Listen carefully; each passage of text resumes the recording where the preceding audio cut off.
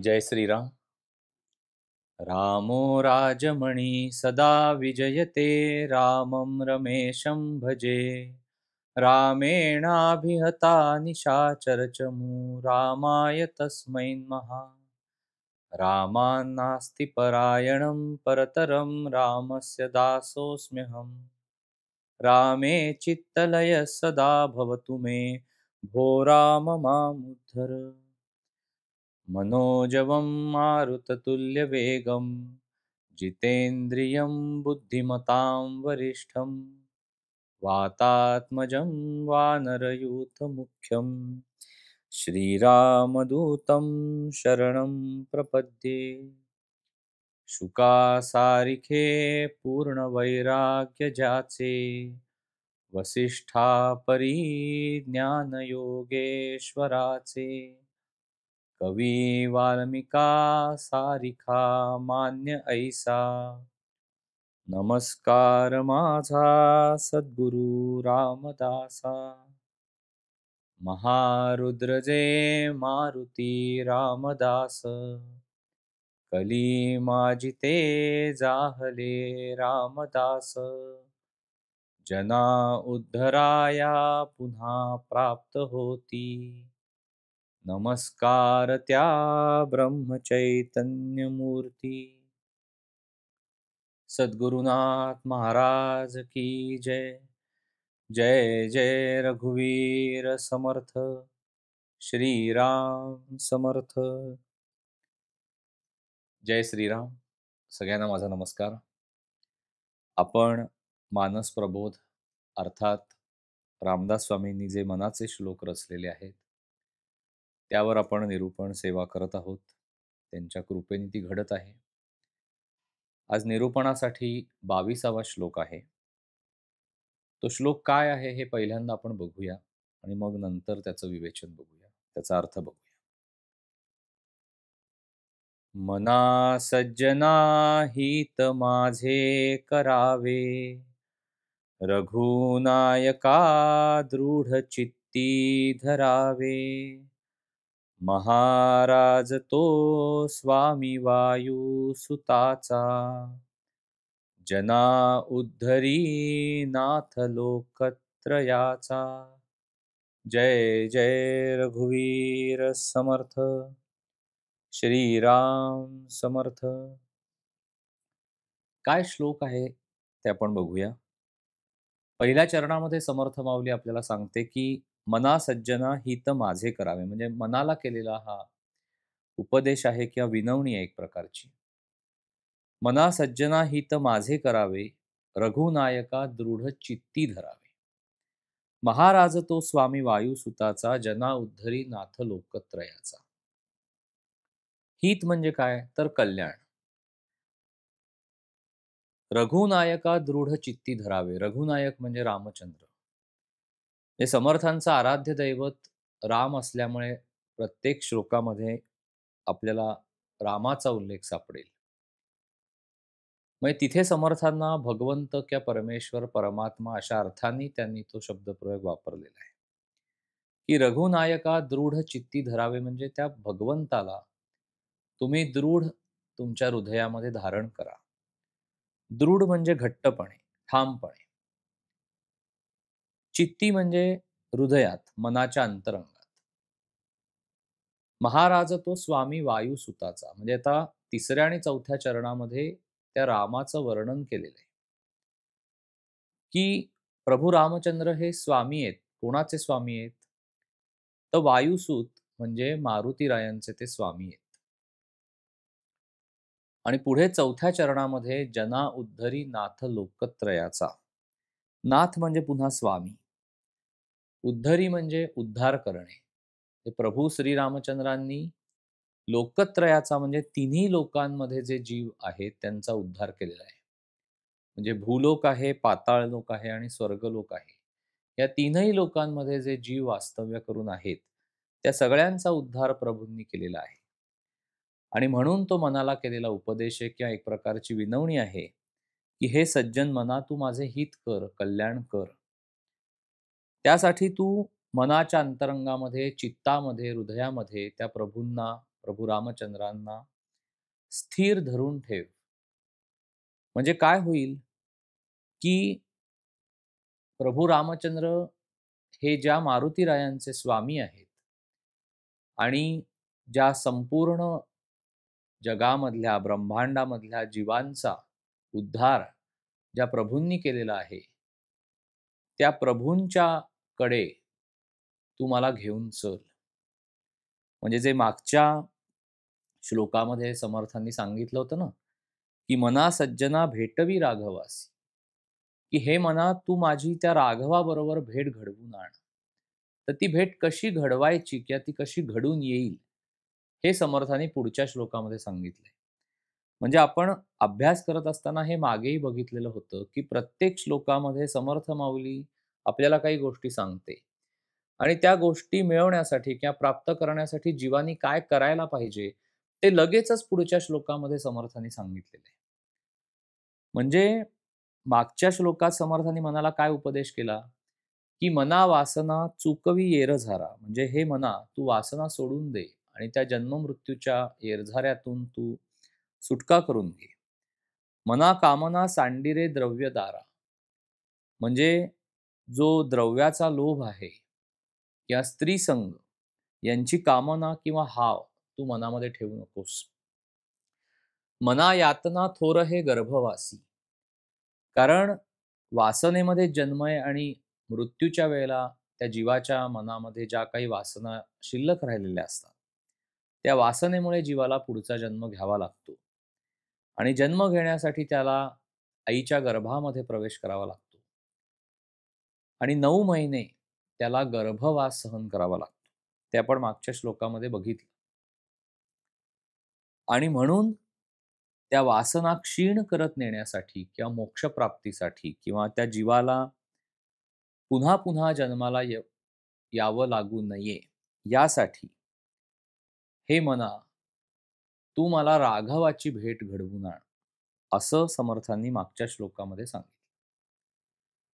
आणि ही भेट कशी घडेल, हे समर्थ माऊली आपल्याला या श्लोकामध्ये सांगतेय, की "मना सज्जना हित माझे करावे, रघुनायका दृढ चित्ती धरावे."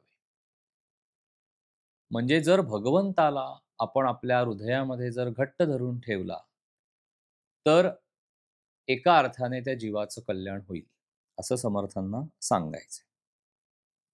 म्हणजे जर तुम्हाला भगवंताला गाठायचं असेल, जर तुम्हाला भगवंताकडून येणारा आनंद किंवा समाधान यांची प्राप्ती करून घ्यायची असेल, जर तुम्हाला अतिशय चांगलं आयुष्य जगायचं असेल, तुम्हाला जर तुमची सत्सद्विवेक बुद्धी सदैव जागृत ठेवायची असेल, तुम्हाला जर चांगली उत्तम कर्म तुमच्या हातून घडावी असं वाटत असेल, तुमच्या हातून कुठलंही पापकर्म घडू नये असं वाटत असेल, जर तुम्हाला तुमचं मन शुद्ध राहावं असं वाटत असेल, तर शुद्ध असा परमात्मा हृदयामध्ये धारण करा, असं समर्थ माऊली आपल्याला सांगते.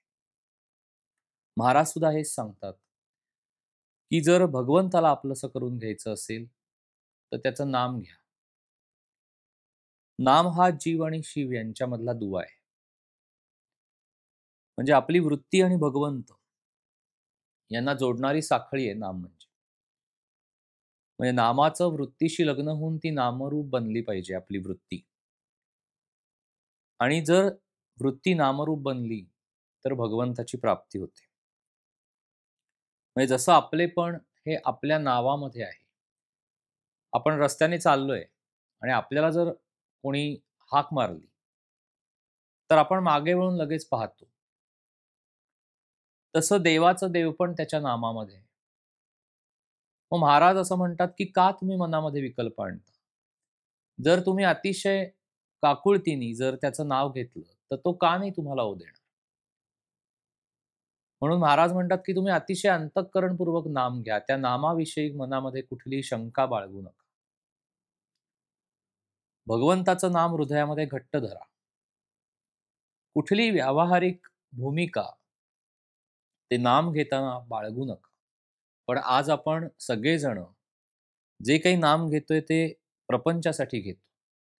की प्रपंच चांगला व्हावा, त्याचं सगळं व्यवस्थित व्हावं त्या प्रपंचामध्ये, मुलाबाळांचं व्यवस्थित व्हावं. कुठेतरी भगवंताची उपासना करताना, त्याचं नामस्मरण करताना, कुठेतरी तो एक भाव मनामध्ये असतो. म्हणजे ती सकाम उपासना असते आपली. भगवंताचं नाम जर भगवंतासाठी घेतलं, तर भगवंताकडनं येणारा आनंद आपल्याला मिळणार आहे. तर भगवंताची प्राप्ती म्हणजे काय आहे? की भगवंताचं अस्तित्व आपल्या हृदयामध्ये सदैव राहणं. आपल्या सद्गुरूंचं अस्तित्व आपल्या हृदयामध्ये सदैव राहणं. आपल्याला त्यांच्याशिवाय दुसरं काहीही नको असं वाटणं. प्रपंच एकीकडे करत असताना दुसरीकडे आपलं चित्त त्यांच्या चरणाशी स्थिर राहणं. हे सगळं अपेक्षित आहे महाराजांना आणि समर्थांना. म्हणून समर्थ पहिल्या 2 चरणामध्ये म्हणतात, की "मना सज्जना हित माझे करावे, रघुनायका दृढ चित्ती धरावे." मग त्याला जर आपल्या हृदयामध्ये दृढ धरून ठेवायचं असेल त्या भगवंताला, तर त्याच्यासाठी संतांनी सांगितलं, की तुम्ही नाम घ्या भगवंताचं. अतिशय उत्कटतेने भगवंताचं जर आपण नाम घेतलं, त्याचं स्मरण ठेवलं, तर आपोआपच तो आपल्या हृदयामध्ये स्थिर होतो. मग त्याच्या रूपाचं आपण ध्यान करावं. मानस पूजेमध्ये महाराज म्हणतात तसं, की निर्गुण परमात्मा हा मानस पूजेमध्ये सगुणात आणावा आणि सगळे उपचार त्याला करावेत. म्हणजे परमेश्वराला खरं तर बाह्य कुठल्या अभिषेकाची सुद्धा आवश्यकता नसते. त्याच्या केवळ आठवणीने आपल्या हृदयामध्ये कालवा-कालव होऊन जर डोळ्यातनं पाणी बाहेर यायला लागलं, तर तो अश्रूंचा अभिषेक खरं तर परमेश्वराला हवा असतो. भावनेनी आपल्याला परमेश्वराकडे जावं लागतं. आपली भावना जेवढी शुद्ध, तेवढा शुद्ध परमात्मा लवकर जवळ येतो. पण आपलं मन जर अशुद्धतेने भरलेलं असेल, तर त्या अशुद्ध अंतःकरणामध्ये परमात्मा येऊ शकत नाही. आणि म्हणून त्याचं जाता येता स्मरण ठेवावं असं संत सांगतात. त्याच्यासाठी आपल्याला काय करता येईल? तर भगवंताच्या चरित्रामधले लीला प्रसंग सतत आठवत राहायचे. सगळ्या देह व्यापारामध्ये दिवसभर आपण भगवंताचं या ना त्या कारणाने स्मरण ठेवायचं.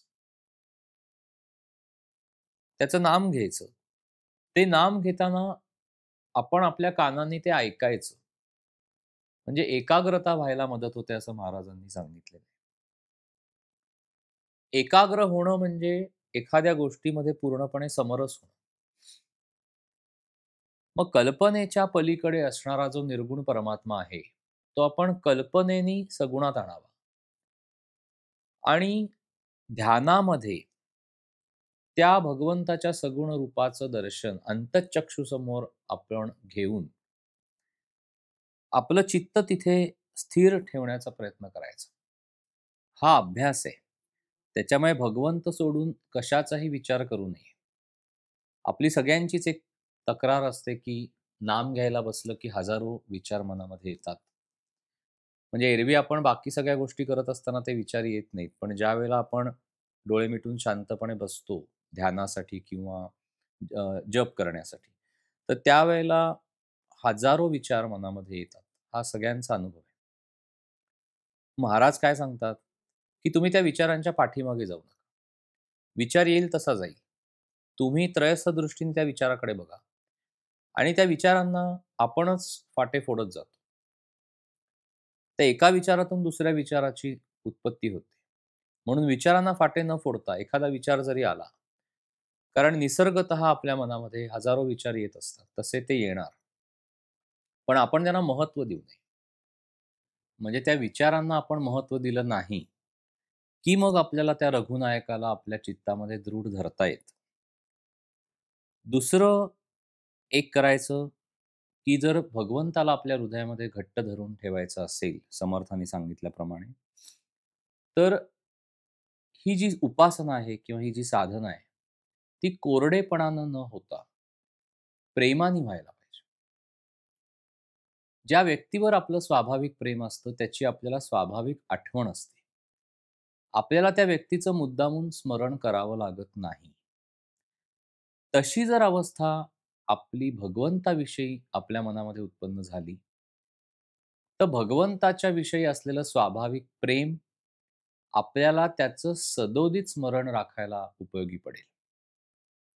ते महाराज म्हणतात तसं, की "प्रेमात राम रमतो, प्रेमाला मोल ना जगा माझे, हाची निरोप गुरूंचा, गुरुरायाला तहान प्रेमाची." म्हणजे आपल्या सद्गुरूंना सुद्धा काय हवंय आपल्याकडनं?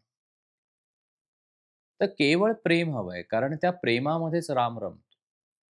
म्हणजे एकीकडे नाम घ्यायचं, पण दुसरीकडे मनामध्ये जर द्वेष ठेवला, तर ते नाम पहिल्यांदा तुमचं मन जे द्वेषाने भरलेलं आहे, ते स्वच्छ करण्यासाठी पहिलं वापरलं जाईल. म्हणजे भगवंत हा आपल्याला लगेच आपलासा करून घ्यायचा असेल आणि पुन्हा-पुन्हा आपल्याला जन्माला येऊ नये असं वाटत असेल, तर अति उत्कटता ठेवून, नाम घेऊन, आपल्या मनामधलं सगळं काही किलमिश पहिलं स्वच्छ करावं लागतं.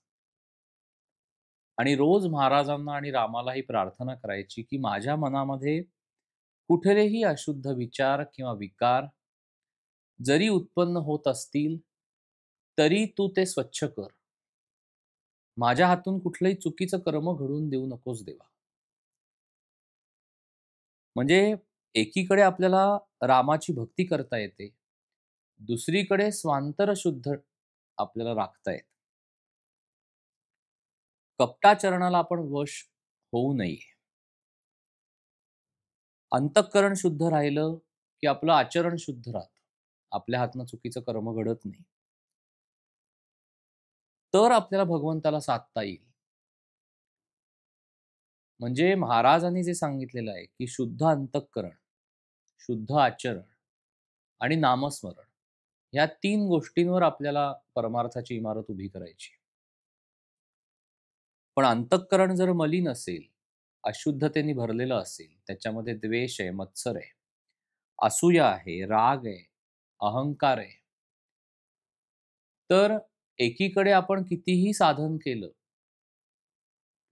तरीही त्याचा उपयोग होणार नाही. तुम्हाला पहिल्यांदा तुमचं मन स्वच्छ करावं लागेल. मग मन स्वच्छ कसं करायचं? तर नाम घेऊन करायचं.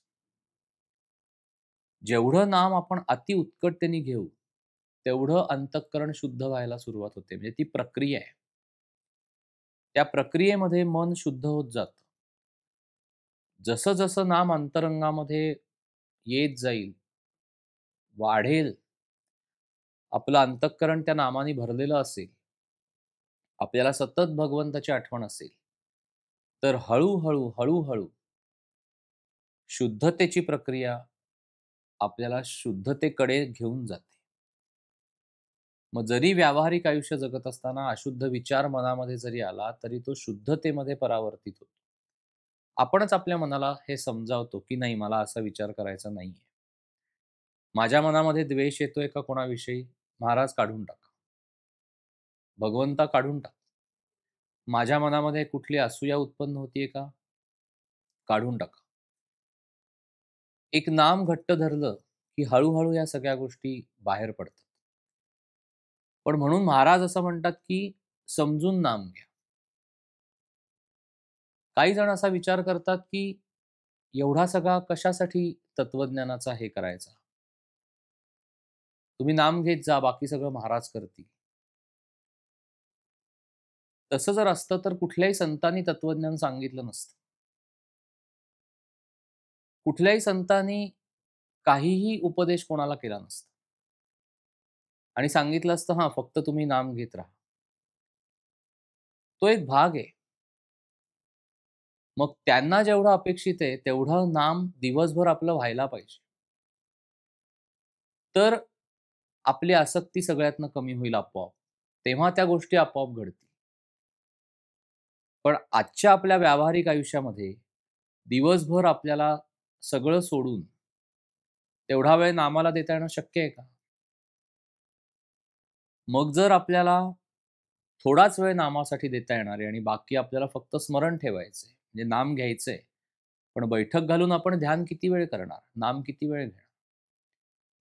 तर दिवसभर संतांनी जो उपदेश केलेला आहे, जे संतांनी मार्गदर्शन केलंय, जे तत्वज्ञान सांगितलेलं आहे, त्याचा अभ्यास आणि उजळणी केल्यानंतरच आपण जे नाम घेतोय, त्याचा अर्थ आपल्याला कळतो. म्हणजे महाराजांना जे सांगायचंय ना, की नाम हे समजून घ्या. ते समजून घेता येतं आपल्याला. कारण महाराजांनी किंवा कुठल्याही महात्म्यांनी, संतांनी जो उपदेश केलेला आहे, तो खरंच जर आचरणात आणायची वेळ आली आणि आपण ते आचरणात आणायला सुरुवात केली, तर आपल्याला कळतं, की हे फार अवघड आहे. म्हणजे एक वेळ नाम घेत राहणं सोपं आहे. पण देहाने आचरण करणं अतिशय अवघड आहे. म्हणून महाराजांनी या 3 गोष्टी सांगितलेल्या आहेत, की शुद्ध अंतःकरण, शुद्ध आचरण आणि नामस्मरण. पण कसं आहे, की सगळ्या गोष्टीला अधिष्ठान हे नामाचं आहे. कारण नाम घेतल्याशिवाय अंतःकरण शुद्ध होणार नाही. अंतःकरण शुद्ध झाल्याशिवाय आचरण शुद्ध होणार नाही. म्हणजे पुन्हा आपल्याला नामापाशीच यावं लागतं. म्हणून नाम हे सर्वश्रेष्ठ आहे. पण म्हणून महाराजांनी जे पुढे सांगितलेलं आहे, की प्रत्येकाला, प्रत्येक जीवाला 2 कर्तव्य आहेत. एक मीचं कर्तव्य आणि माझेपणाचं कर्तव्य. मीचं कर्तव्य म्हणजे आत्मस्वरूपाशी जे कर्तव्य निगडीत आहे. म्हणजे उपासना किंवा साधन करून भगवंताची प्राप्ती करून घेणं. आणि माझेपणाचं कर्तव्य म्हणजे देहाने करायच्या गोष्टी. तर महाराज म्हणतात तसं, की मीपणाचं कर्तव्य करीन म्हणजे उपासना करीन किंवा साधन करीन. पण देहाने कसाही वागीन तर चालेल का? लोकं तुम्हाला नावं ठेवतील. लोकं म्हणतील, "तुम्ही अमक्या सत्पुरुषाचे आहात ना, तुम्ही दिवसभर त्या माळा ओढत असता तुम्हाला नीट वागता येत नाही? तुम्हाला नीट बोलता येत नाही?" इथे आपल्या भगवंताला आणि भगवंत स्वरूप असलेल्या सद्गुरूंना कमीपणा येतो. म्हणून आपल्याला तत्त्वज्ञानाचा अभ्यास करावा लागतो. म्हणून आपल्याला त्यांनी जो उपदेश संतांनी केलेला आहे, त्याचं सतत मनन आणि चिंतन करावं लागतं. अनेकांना तो नको असतो. अनेक लोकं ह्या गोष्टीला नावं ठेवतात. कशासाठी एवढं सगळं करताय? एक नाम घ्या. होतं बरोबर सगळं.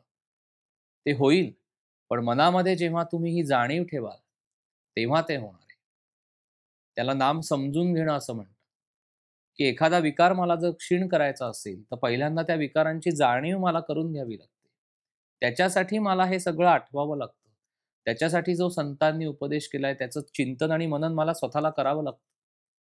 मग त्यावेळेला जेव्हा मी त्याला नामाची जोड देईन किंवा बैठक घालीन, अधिष्ठान ठेवीन, त्यावेळेला तो विकार कसा मी वापरू शकीन किंवा त्याच्यावर मी कशा पद्धतीने नियंत्रण ठेवू शकीन, हे मला शिकता येईल. ह्या सगळ्या गोष्टी अभ्यास करण्याच्या आहेत. आपण जसजसा अभ्यास करत जाऊ, तसं-तसं ते नाम उत्कटतेने हृदयामध्ये स्थिर होईल. आणि ते समर्थांना अपेक्षित आहे, की रघुनायका दृढ चित्ती धरावे. म्हणजे एखादी अडगळीनी भरलेली खोली असते. त्याच्यामध्ये नवीन सामान आपल्याला आणून ठेवता येतं का? ठेवता येत नाही. पहिल्यांदा त्या खोलीतली अडगळ बाहेर काढावी लागते. तसं जर हृदयामध्ये, चित्तामध्ये जर भगवंताला दृढ धरून ठेवायचं असेल, तर आपलं हृदय ज्या अशुद्धतेने भरलेलं आहे, ती अडगळ आहे एक प्रकारची. ती आपल्याला हृदयातून बाहेर काढावी लागते. एकदा का ती सगळी अडगळ बाहेर पडली, म्हणजे मनामधला सगळा जो अशुद्ध भाव आहे, तो बाहेर पडला. मन शुद्ध होत गेलं, की त्या शुद्ध मनामध्ये परमात्मा येऊन प्रकट होतो. त्या शुद्ध मनामध्ये सद्गुरू येतात आणि त्यांचं अधिष्ठान तिथे तयार होतं.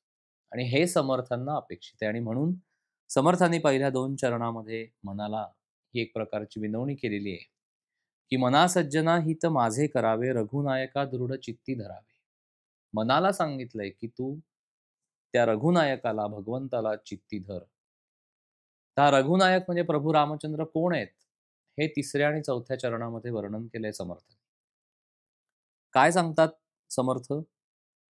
की हा रघुनायक म्हणजेच भगवंत परमात्मा कसा आहे? कोण आहे तो? तर महाराज तो स्वामी वायुसुताचा. जना उद्धरी नाथ लोकत्रयाचा. हा स्वामी आहे, हा मालक आहे आपला सगळ्यांचा.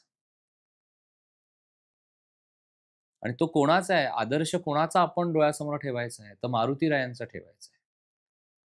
कारण प्रभू रामचंद्र हे मारुतीरायांचे स्वामी आहेत.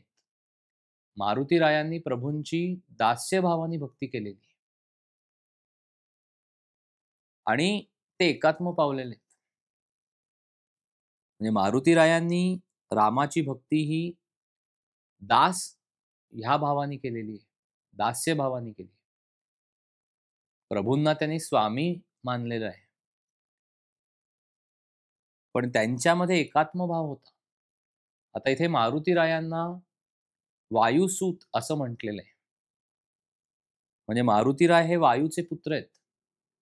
तर भावार्थ रामायणामध्ये याचा उल्लेख सापडतो. ती कथा आपण थोडीशी बघूया. अतिशय रंजक अशी कथा आहे. एकदा सुवर्चसा नावाची एक अप्सरा होती. अतिशय नृत्य निपुण होती. पण एकदा सत्यलोकामध्ये ती मद्याने झिंगलेल्या अवस्थेमध्ये नृत्य करायला आली. ती तालामध्ये नाचू शकत नव्हती. तेव्हा ब्रह्माने तिला शाप दिला, की सत्यलोकामध्ये मद्यपान करणं हे निषिद्ध आहे. तर तू मद्य पिऊन एकतर तू नृत्य करायला आलेली आहेस आणि तुला ताल धरता न आल्यामुळे तू झिंगत नृत्य केलेलं आहेस. म्हणून मी तुला असा शाप देतो, की तू अशीच भिरभिरत म्हणजे जशी आत्ता तू भिरभिरत नाचलीस किंवा नृत्य केलंस, तशी तू भिरभिरत एक घार बनून आकाशामध्ये फिरत राहशील. त्यावेळेला ती अप्सरा भानावर येते आणि ती उशाप मागते ब्रह्मदेवांना. मग तेव्हा ब्रह्मदेव तिला असा उशाप देतात, की ठीक आहे. प्रत्येक जीवाला त्याचा उद्धार करून घेण्यासाठी मार्ग आहे. तर तू असं कर, की दशरथ राजा पुत्रकामेष्टी यज्ञ जेव्हा करेल, त्यावेळेला साक्षात यज्ञपुरुष त्या यज्ञप्रसादाचं जे पायस पात्र आहे, ते घेऊन त्या यज्ञातून प्रकट होतील. आणि तीनही राण्यांना तो पायसाचा भाग 3 भाग करून दिला जाईल. त्यातला एक भाग तू प्राशन कर म्हणजे तुझी मुक्तता होईल. म्हणजे सगळं कसं ठरलेलं असतं बघा, की अवतार कसे घ्यायचे, कोणी कसे घ्यायचे, कोणाच्या पोटी कोणाचा अवतार होणार, कशा पद्धतीने या जडजीवांचा उद्धार करायचा, हे सगळं ही सगळी योजना परमेश्वराची तयार असते. मग काय होतं, जेव्हा ब्रह्मदेवांकडनं अप्सरेला उशाप मिळतो, तेव्हा ती अतिशय आनंदित होते, की आता माझी मुक्तता होणार. आणि हे सगळं अयोध्येमध्ये घडणार असतं म्हणून ती अयोध्येमध्ये येते. आणि ती अप्सरा घार होते. आणि अयोध्येमध्ये सहस्त्रावधी वर्ष ती आकाशामध्ये भिरभिरत राहते. आणि वाट बघत असते, की त्रेतायुग कधी येईल आणि प्रभू रामचंद्रांच्या जन्मासाठी जेव्हा तो पुत्र कामेष्टी यज्ञ केला जाईल, त्यावेळेला मला तो पायसाचा भाग कसा मिळेल, ह्याची ती वाट बघत असते. आणि मग एक दिवस तो सुदिन उगवतो आणि दशरथ राजा त्याच्या तिन्ही राण्यांना घेऊन पुत्रकामेष्टी यज्ञ करण्यासाठी जेव्हा पूर्ण तो त्याचं आयोजन करतो, सर्व ऋषीमुनी, देवता, सगळे गण तिथे जमलेले असतात. आणि प्रत्यक्ष यज्ञपुरुष यज्ञातून प्रकट होऊन त्या पायसाचं दान किंवा ते पायस पात्र घेऊन तो बाहेर येतो. आणि तीनही राण्यांना 3 समान भाग केले जातात. पण कैकईला ज्येष्ठ भाग हवा असतो त्यातला. म्हणून तो काही तिला मिळत नाही. तो कौसल्येला मिळतो. कारण त्यातून प्रत्यक्ष विष्णू अवतार धारण करणार असतो. म्हणून ती रागाने दशरथ राजाकडे बघत असते, की तुम्ही मला हा असा कनिष्ठ भाग का दिलात? ती वेळ घार साधते. कारण तिला ब्रह्मदेवानी सांगितलेलं असतं, की तुला तो भाग पळवायचा आहे. त्यामुळे कैकईच्या हातामध्ये जो भाग आलेला असतो पायसाचा, तो ती घार पळवते आणि प्राशन करते. आणि ज्या वेळेला तो प्रसादाचा भाग पळवून प्राशन करते, त्यावेळेला त्या घारीचं जे बंधन असतं देहाचं ते सुटतं. म्हणजे ती मुक्त होते. आणि ब्रह्मदेव पुढे प्रभू रामचंद्रांना उपयोग होईल म्हणून तिला वानरी बनवतात. म्हणजे प्रभूंना सहाय्यभूत होण्यासाठी ती घार ब्रह्मदेव वानरी करतात. तीच केसरीची अंजनी आहे. म्हणजे ती वानरी बनते घार. आता तिच्या गर्भामध्ये तो पायसाचा भाग आलेला आहे. आता पायसाचा भाग आलाय म्हटल्यानंतर यज्ञपुरुष आपले प्राण त्या गर्भामध्ये प्रविष्ट करतात. प्राण म्हणजे वायू. आणि म्हणून मारुतीला वायूचा पुत्र असं म्हटलेलं आहे.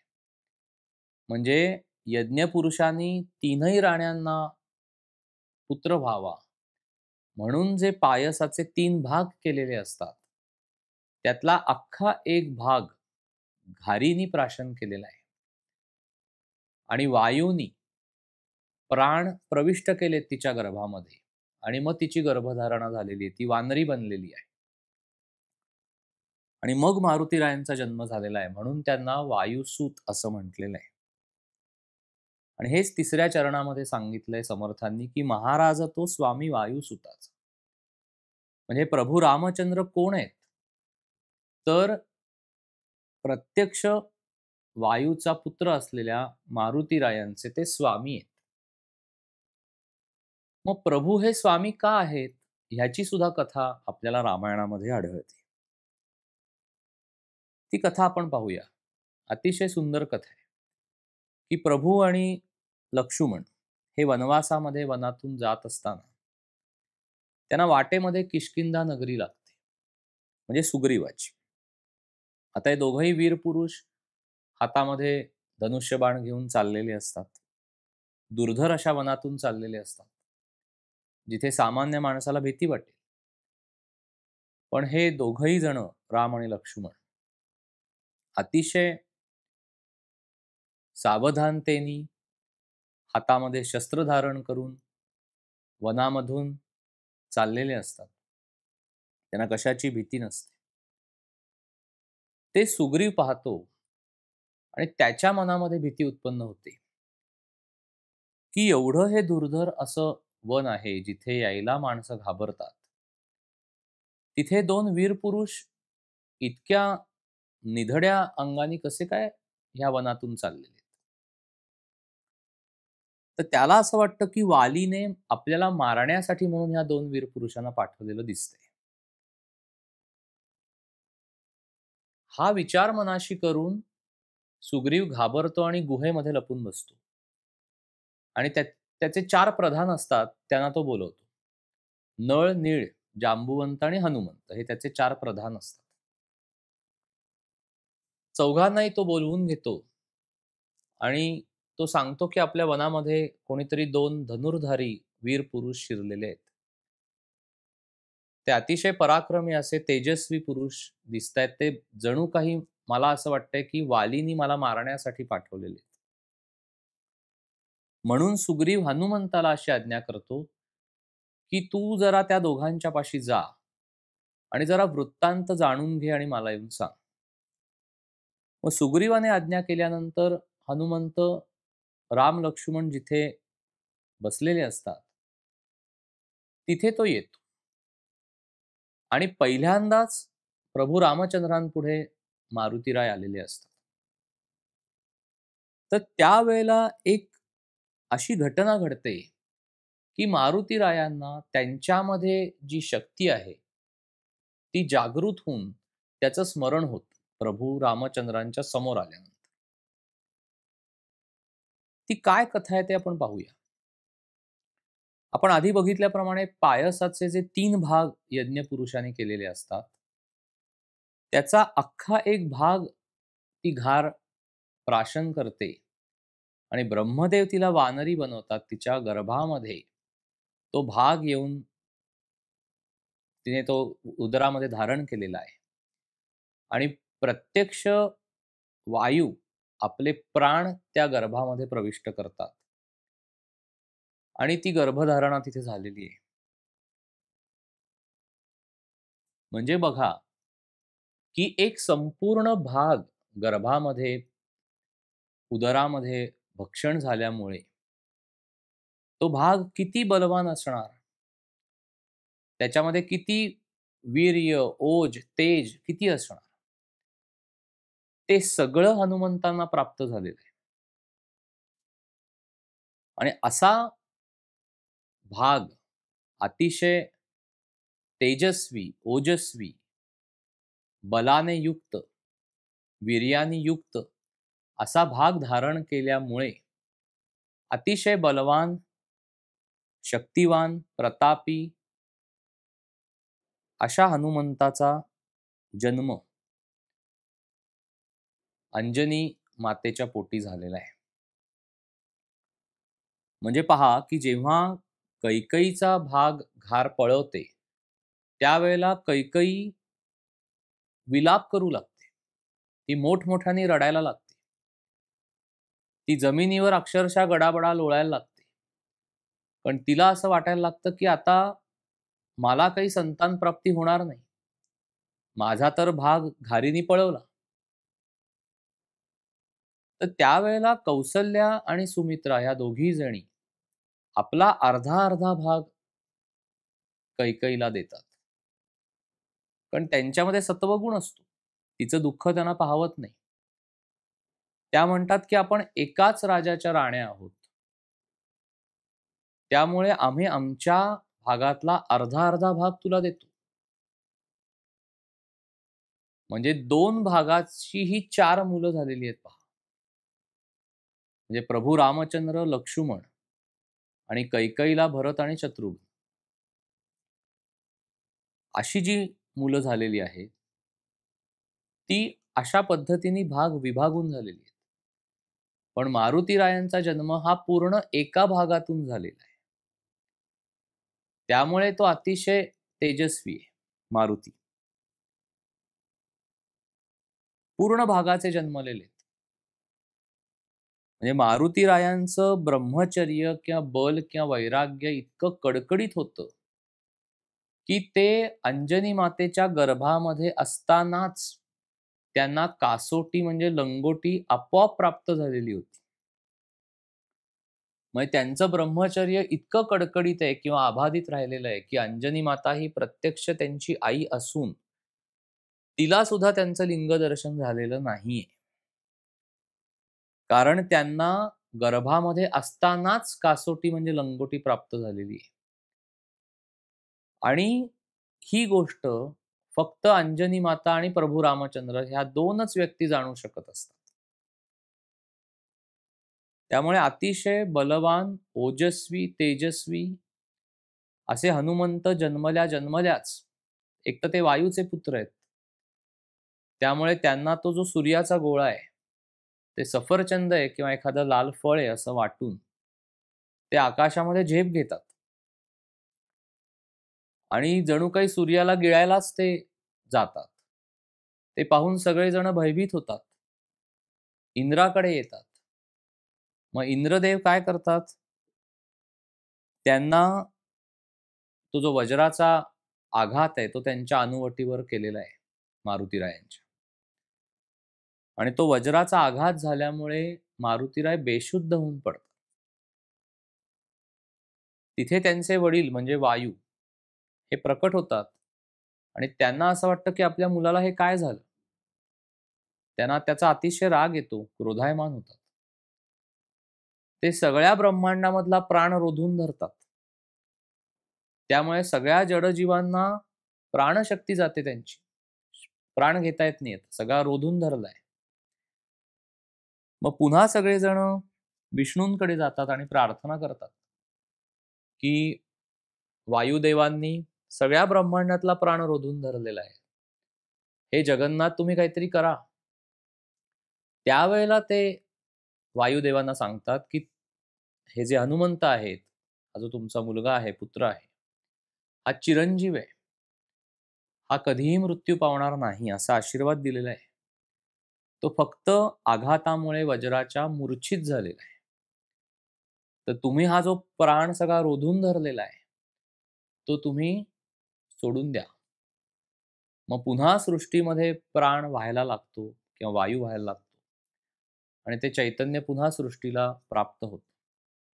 सगळे देव आनंदित होतात आणि प्रत्येक जण काही ना काही विद्या, काही ना काही शस्त्र, अस्त्र मारुतीरायांना बहाल करतात.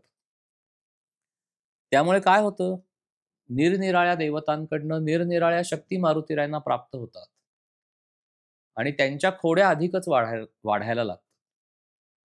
म्हणजे मारुतीराय इतके खोडकर असतात लहानपणी, की कुठे जाऊन ऋषींच्या आश्रमात जा, काहीतरी तिथे सगळा गोंधळ कर.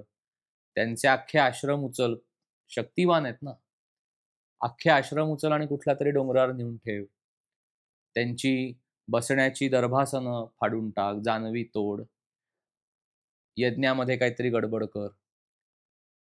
असे सगळे प्रकार मारुतीराय करायला लागतात. कारण अंगामध्ये प्रचंड ताकद असते, शक्ती असते. गंमत वाटत असते ह्या सगळ्या गोष्टी.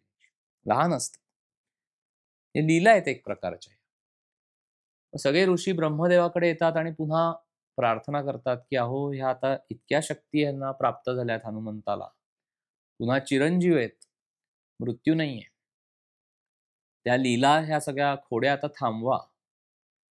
मग तेव्हा ब्रह्मदेव सगळ्या देवतांना असं सांगतात, की "ठीक आहे, मी अशी एक योजना करतो, की आजपासनं मारुतीरायांमध्ये असलेली जी शक्ती आहे, ती थोडीशी सुप्तावस्थेमध्ये राहील आणि ज्यावेळेला प्रभू रामचंद्रांच्या समोर मारुतीराय येतील, त्यावेळेला त्यांची शक्ती पुन्हा जागृत होईल आणि त्याचं स्मरण त्यांना होईल." आणि मग मागे आपण बघितल्याप्रमाणे जेव्हा सुग्रीव सांगतात मारुतीरायांना, की कोण 2 वीरपुरुष आलेले आहेत, तू जरा जाऊन समाचार घे. तर तो समाचार घेण्यासाठी जेव्हा हनुमंत जातात आणि प्रभूंच्या पुढे आल्यानंतर ब्रह्मदेवानी जे वरदान दिलेलं असतं, की शक्ती जागृत होईल आणि त्याची आठवण होईल. ती सगळी शक्ती मारुतीरायांची त्यावेळेला जी सुप्तावस्थेमध्ये इतकी वर्ष ब्रह्मदेवांनीच योजना आखून ठेवलेली असते, ती सगळी जागृत होते आणि हनुमंतांना त्यांचं बल पुन्हा प्राप्त होतं.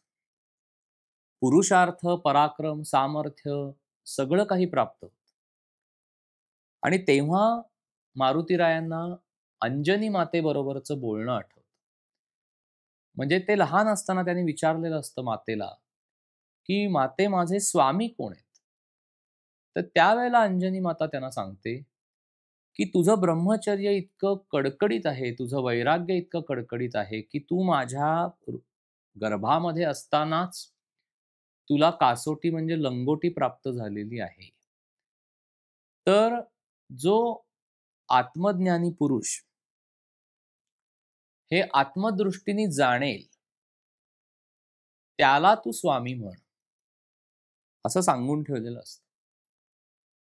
आणि म्हणून मारुतीराय प्रभूंच्या समोर आल्यानंतर म्हणजे प्रभू एका झाडाखाली विश्रांती घेत असतात. लक्ष्मणजी त्यांचे पाय चेपून देत असतात. आणि बरोबर त्या झाडावर जाऊन मारुतीराय बसतात. आता प्रभूंना कळतं की वर मारुतीराय येऊन बसलेलेत. तर ते संवाद साधायला लागतात लक्ष्मणजींबरोबर. आणि काय सांगायला लागतात, की "अरे लक्ष्मणा, तू वर बघ. झाडावर जे वानर बसलंय ना, त्या वानराला त्याच्या मातेच्या गर्भामध्ये असतानाच कासोटी म्हणजे लंगोटी प्राप्त झालेली आहे." हे शब्द ऐकल्या क्षणी मारुतीरायांना इतका आनंद होतो. त्यांच्या शरीरावर रोमांच उभे राहतात. त्यांच्या डोळ्यामध्ये अश्रू येतात, की आपल्याला आपले स्वामी भेटले. आणि ते झाडावरनं खाली उडी मारतात. प्रभूंपुढे येतात आणि त्यांचे चरण धरतात. आणि तो दास्य भाव आहे. कारण स्वामी मानलेलं आहे. आईनी सांगून ठेवलेलं असतं, की ही गोष्ट फक्त त्याच व्यक्तीला माहिती आहे, की जो आत्मज्ञानाने हे जाणून घेईल, त्याला तू तुझा स्वामी मान. आणि असे प्रभू हे मारुतीरायांचे स्वामी आहेत. मारुतीरायांनी त्यांना स्वामी मानलेलं आहे. त्यांच्या चरणाचे दास आहेत मारुतीराय. दास्यभावाने भक्ती केलेली आहे. आपल्या मनामध्ये तो दास्यभाव पाहिजे.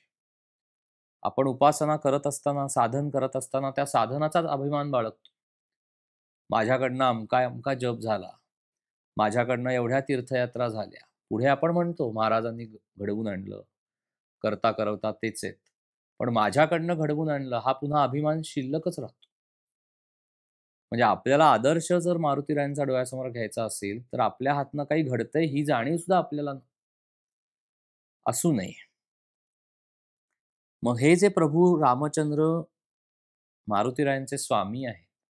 तर चौथ्या चरणामध्ये समर्थांनी असं त्यांचं वर्णन केलंय, की हा नाथ आहे ना, हा लोकत्रयाचा नाथ आहे. म्हणजे भूलोक, पाताळलोक, स्वर्गलोक मध्ये असणारे सगळे मनुष्य, यक्ष, किन्नर, देव, राक्षस सगळ्यांचा उद्धार रामाने केलेला आहे. सगळ्यांचे ते नाथ आहेत. बघा वाल्या-कोळ्यापासून सगळे ऋषीमुनी अगदी विरोधभक्तीने रावणाचा सुद्धा उद्धार केलेला आहे. सगळ्या राक्षसांचा उद्धार केलाय. त्यांना जे शरण आले त्या सगळ्यांचा उद्धार प्रभूंनी केलेला आहे. आणि असे हे प्रभू रामचंद्र जे तीनही लोकातील जीवांचे नाथ आहेत, ते मारुतीरायांचे स्वामी आहेत. आणि अशा प्रभू रामचंद्रांना तू हृदयामध्ये घट्ट धर, असं समर्थांनी मनाला सांगितलेलं आहे. म्हणजे काय होईल, की तुला भगवंताची प्राप्ती होईल. तुला रामचंद्रांची प्राप्ती होईल. आणि हे सूत्र सांगताना समर्थ माऊली या श्लोकामध्ये म्हणते, की "मना सज्जना हित माझे करावे, रघुनायका दृढ चित्ती धरावे. महाराज तो स्वामी वायुसुताचा, जना उद्धरी नाथ लोकत्रयाचा." जय जय रघुवीर समर्थ.